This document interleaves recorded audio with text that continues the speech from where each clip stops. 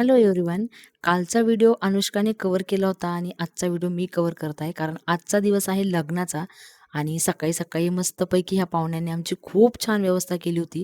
सकाळी-सकाळी नाश्त्याला आम्हाला वडा सांबार आणि उपमा आणि चटणी होती खायला. तुम्ही बघू शकता की त्यांची व्यवस्था देखील खूप छान होती. हे लग्न दोन्ही पद्धतीने होणार होतं. हे लग्न साऊथ इंडियन पद्धतीने पण होणार होतं आणि महाराष्ट्रीयन पद्धतीने. आणि हे लग्न हैदराबादला त्यांनी ठेवलेलं होतं.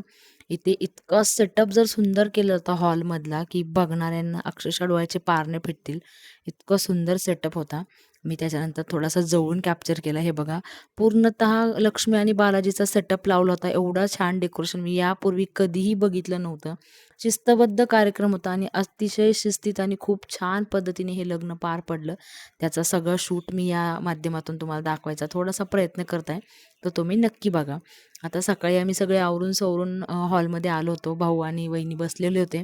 इथे एक छोटीशी पूजा चालू होती. ह्या पूजा मी ह्याच्यासाठी कव्हर करत होते, कारण ह्या टोटली माझ्यासाठी वेगळ्या होत्या. माझ्यासाठीच नाही, तर आमच्या संपूर्ण फॅमिलीसाठी ह्या वेगळ्या होत्या आणि खूप छान वाटत होतं ह्या पूजा बघताना. हे डेकोरेशन तर खूपच अप्रतिम केलेलं होतं त्यांनी.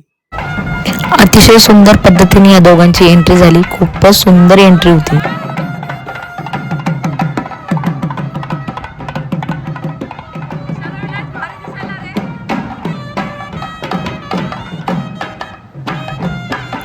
विशेष म्हणजे नवरदेवासकट सगळ्यांना चप्पल खाली काढायचा हा नियम होता आणि ही शिस्त खूपच आवडली. ही पारंपरिक वाद्य तर इतकी सुंदर होती ना, खूपच छान.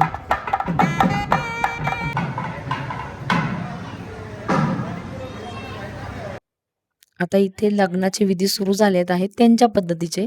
सुरुवातीलाच हे वैदिक पद्धतीचं सकाळी हे 8 ते 9 वाजेच्या दरम्यान लग्न झालं होतं. सुरुवातीचं पहिलं त्यांच्या पद्धतीने.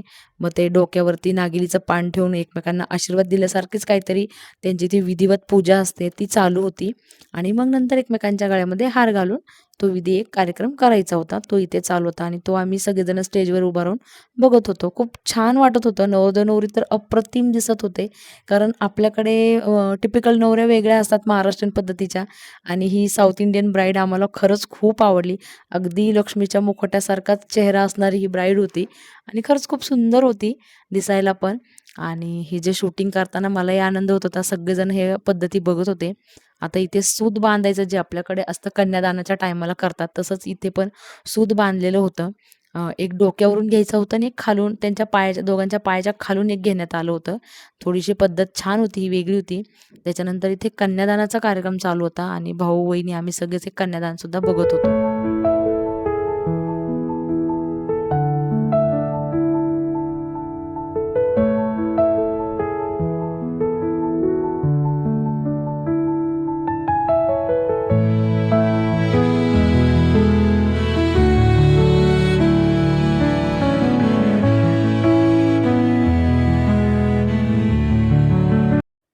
प्रचंड ऊन वाढलेलं होतं आणि पाहुण्यांनी मस्त कलिंगडाचा ज्यूस सगळ्यांना जागेवरती देण्याचं काम चालू केलं होतं आणि हा ज्यूस पण इतका सुंदर होता ना, की मस्त थंडगार वाटत होतं. सगळेजण त्या ज्यूसवरती ताव मारत होते. त्याच्यानंतर परत वरती मी स्टेजवरती आले आणि हे कार्यक्रम बघत होते. बहुतेक हे मुलीचे मामा होते. त्यांच्या हातात काहीतरी भटजीबुवांनी दिलं होतं आणि नंतर ते सगळ्या स्टेजवरती जेवढे लोकं बसले होते त्यांच्या पाया पडत होते, त्यांना नमस्कार घालत होते. आणि ही पद्धत पण मला खूप छान वाटली. ते बघा ते पाया पडतायत सगळ्यांच्या. भाऊ दादाकडे पण भाऊ आणि वहिनीकडे पण ते आले आणि त्यांच्या देखील त्यांनी पाया पडणं चालू केलं होतं. नमस्कार करू द्या असा त्यांच्या तोंडात शब्द होता. त्यांच्या हातात काहीतरी वस्तू होती आणि ती घेऊन ते सगळ्यांचा नमस्कार करणं चालू होतं. हे खरंच काहीतरी पद्धत छान आहे वाटतं. मामांनी नमस्कार करायचा असतो आणि त्याच्यानंतर ही पूजा संपन्न झाली त्यांची इथे. त्याच्यानंतर तांदूळ एकमेकांच्या डोक्यावर टाकायची ही एक पद्धत मला खूप आवडली. खूप सुंदर ते मंत्र उच्चार चालू होते आणि दोघांनी एकमेकांच्या डोक्यावरती तांदूळ टाकायचे. इथे त्या तांदळाला, त्या अक्षताला खरंच खूप छान महत्त्व आहे.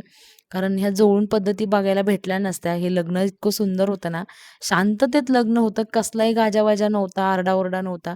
शांततेत एकदम आणि प्रत्येक गोष्टीला नमस्कार करत होती नवरी. त्यांचे नमस्कार करायची पद्धत पण खूप छान होती, खूप वेगळ्या पद्धतीने, की लग्न चालू आहे आणि ते वेगवेगळ्या पद्धती होत्या.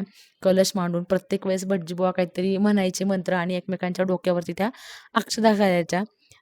भाऊ आणि मी बसलो होतो. भाऊ म्हणत होते मला, की "ते तांदूळ-तांदूळ खेळतायत" म्हणून आणि आम्ही दोघंच हसत होतो इथे. दोघं जण बसलो होतो. मस्त वहिनी बसल्या होत्या, कुलदीप मामा बसले होते.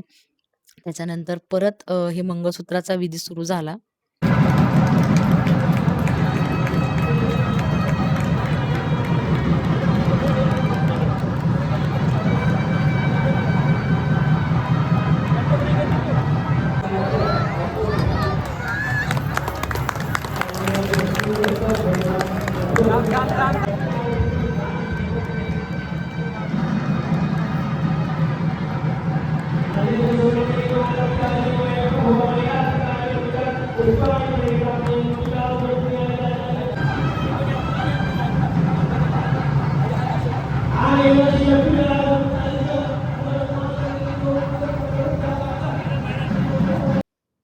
जयमाला झाल्याच्या नंतर सिंदूरदान होतं. त्याच्यानंतर एकमेकांना आपल्या आपल्या गळ्यातल्या माळा एकमेकांच्या गळ्यात घालायच्या होत्या. ही एक पद्धत खूप छान होती आणि त्याच्यानंतर नवरी मस्तपैकी वाकून नवरदेवाचा आशीर्वाद घेते. त्यानेही दोन्ही हातांनी तिला भरभरून आशीर्वाद द्यायचे अशी एक पद्धत होती आणि ती खूप छान होती. त्याच्यानंतर ही सप्तपदी चालू झाली. दोघांनी सप्तपदीचे फेरे चालू झाले. भटजीबुवा पूजा सांगत होते आणि त्या हिशोबाने आपल्याकडे जशी सप्तपदी असते तशीच इथे पण होती. त्यांच्या पद्धतीची सप्तपदी असेल कदाचित ही, कारण मंत्र उच्चार थोडेसे वेगळे वाटत होते. खूप सुंदर होतं. त्याच्यानंतर ह्यांना सप्तपदी झाल्याच्यानंतर स्टेजवरून खाली जायचं होतं आणि सूर्य दाखवायचा होता असं, कारण मी बाहेर गेले नव्हते. असं नंतर मला बाकीच्यांनी सांगितलं, की नवरदेव नवरी हे सूर्य बघायला खाली जातात. स्टेजवरून खाली उतरून बाहेर जातात. हे खाली आल्याच्यानंतर सगळेजण त्यांना कॉन्ग्रॅच्युलेशन करत होते. थोडासा टाइम होता म्हणून थोडंसं फोटोशूट चालू होतं इथे.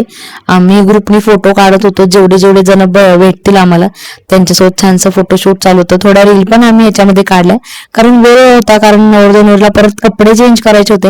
ह्या सगळ्या लेडीजनी छानसे फोटोशूट केलं. त्याच्यानंतर नवरी अशा सुंदर लाल रंगाच्या साडीमध्ये आली होती आणि नवरदेवाला कुर्ता पायजामा घालून आणण्यात आलं होतं. आता इथे मंगलाष्टका चालू होणार होत्या. आपल्या मराठी पद्धतीच्या मंगलाष्टका इथे जे चिंटू मार्ज आहे, हा पण माझा भाच्याच आहे, तो हे आता मंगलाष्टका म्हणणार होता. हळूहळू नातेवाईक जमायला भरपूर झाले होते. तिकडचे पण खूप पाहुणे यायला चालू झाले होते आणि हॉल भरला होता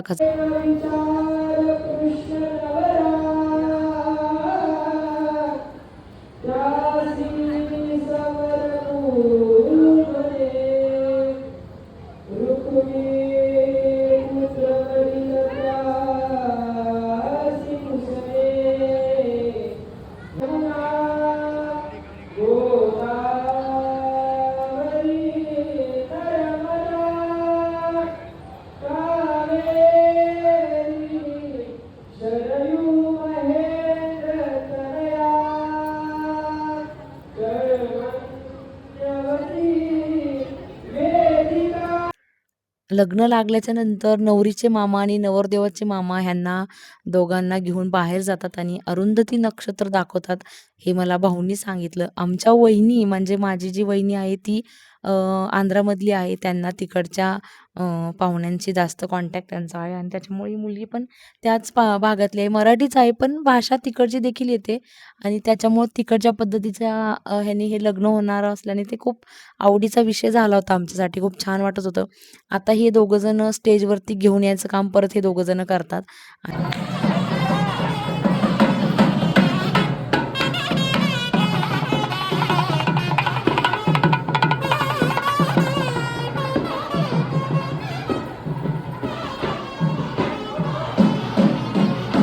आणि मग त्यांच्या डोक्यावरती तिथे स्टेजवरतीच गेल्याच्या नंतर अक्षता टाकायची पद्धत असते. हे जे त्यांच्या डोक्याला बांधलेलं आहे ते बाशिकलू असं काहीतरी नाव सांगितलं होतं मला नवरीने, की ते आपल्यासारखे बाशिंग असतात तसंच आहे. आम्ही देखील स्टेजवरती जाऊन त्या दोघांना अभिनंदन केलं. शरयू ओळख करून देत होता आणि नवरीच प्रत्येकाला नमस्कार करत होती. ही एक पद्धत खूप छान आहे त्यांच्याकडे.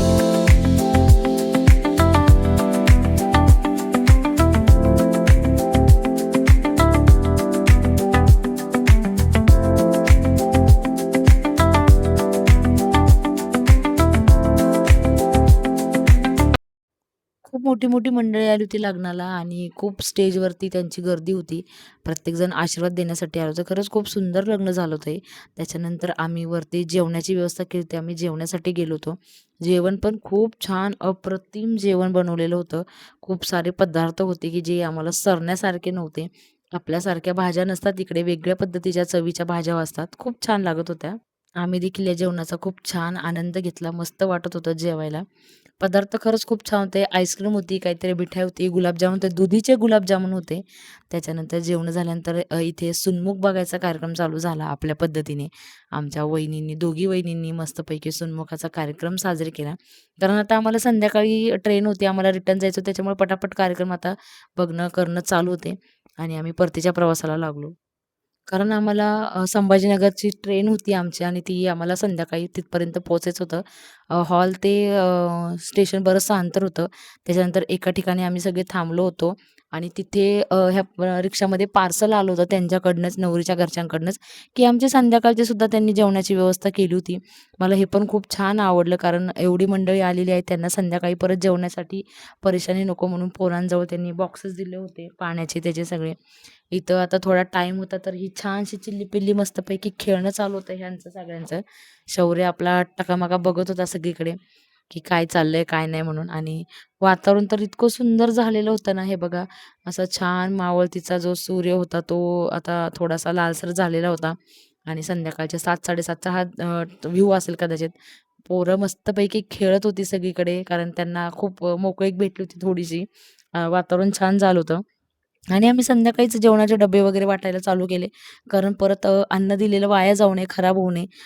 ज्यांना भुका लागल्या असेल ते खातील किंवा नाहीतर पार्सल ठेवतील अशा हिशोबाने आम्ही हे चालू केलं होतं सगळ्यांना द्यायला, वाटप करायला. मी पण करू लागत होते आणि पोरं सगळे पटापट हर्षूचे म्हणजे माझ्या दुसरा भाचा आहे, त्याचे जे मित्र होते ते सगळ्यांना मदत करत होते. पटापट पोरं काम करत होते. त्याच्यानं सगळ्यांपर्यंत वस्तू पोहोचत होत्या. पाण्याच्या बाटल्यापासून, जारपासून सगळी व्यवस्था केलेली होती. आम्ही इथे बघा हे पार्सलचे डब्बे असे दिले होते त्यावरती भाज्या, रायता होता. इथे मागे राहिलेली नवरीची सोबतची जी मंडळी होती ती आता आली होती आणि त्यांना देखील त्यांची घरची फॅमिली सोडवण्यासाठी स्टेशनवर आली होती. सगळे जमा झाले होते कारण ट्रेन येणार होती. नवरी घेऊन आता आम्ही तिचं जंगी स्वागत करणार आहोत आणि हा विवाह सोहळा